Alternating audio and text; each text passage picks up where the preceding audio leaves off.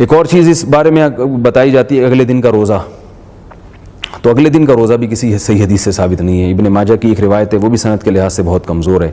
تو وہی بات میں دوبارہ دہراؤں گا کہ فضیلت میں کسی عمل کی کو ثابت کرنا تو درست نہیں ہے. پہلے سے ثابت شدہ کوئی عمل ہو تو اس کی فضیلت میں ضعیف حدیث بیان کی جا سکتی ہے. ضعیف حدیث سے کوئی چیز ثابت نہیں ہوتی. تو 15 شعبان کا روزہ اس کا اسلاف میں ہمیں نہیں ملتا، کوئی کسی مستند روایت میں کوئی تذکرہ ہو کوئی، اور ابن ماجہ کی اس روایت کے علاوہ بھی کہیں ہمیں کوئی روایت نہیں ملتی. اور محدثین کے ایک اصول ہے کل ما تفرد به ابن ماجہ فهو ضعیف.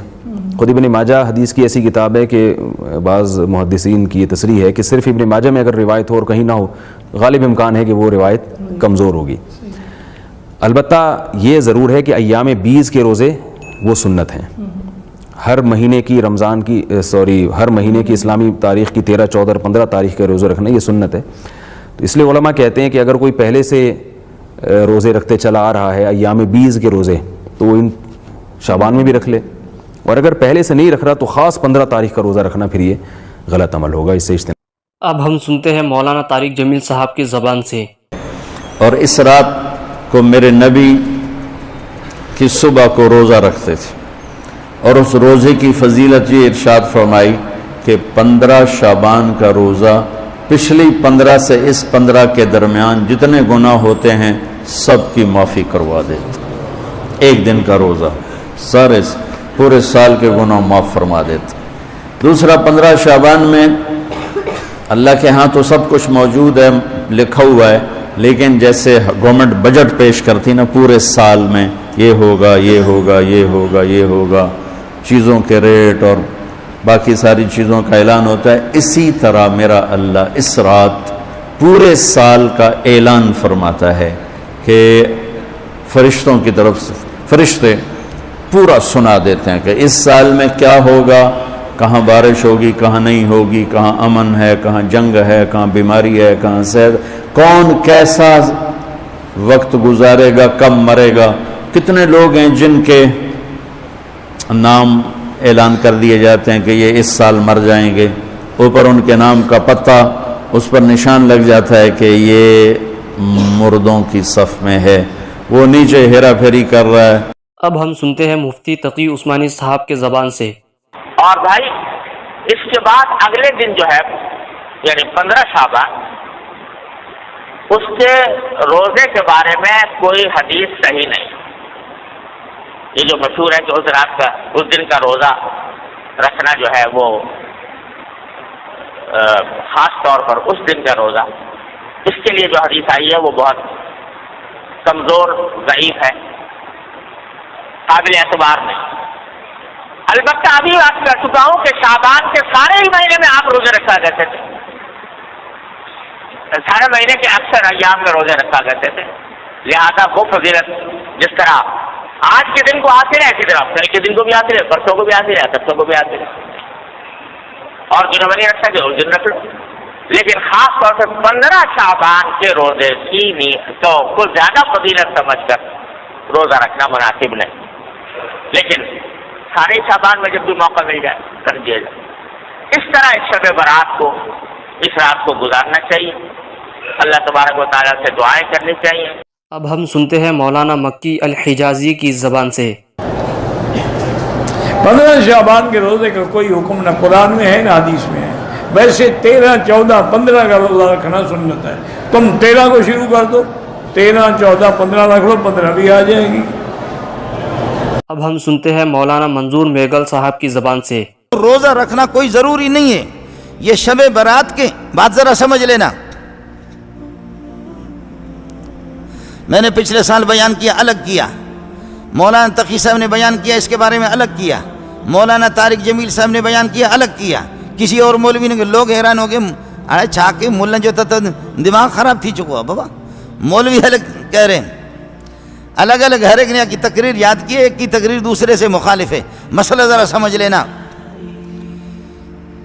شب برات 15ویں کی رات اور 15ویں کا دن کو روزہ رکھنا یہ اس رات کی سنتوں میں سے نہیں ہے.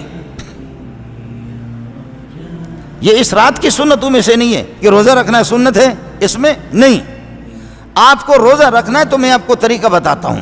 وہ یہ ہے کہ حدیث سے جس کا ثبوت ہے وہ یہ ہے کہ میرے نبی نے ہر مہینے میں ایام 20 کے روزے رکھے، 13 14 15 13 14 15 13 14 15۔ آپ کو روزہ رکھنا ہے تو ایام 20 کی سنت سمجھ کر کے روزہ رکھ لیں۔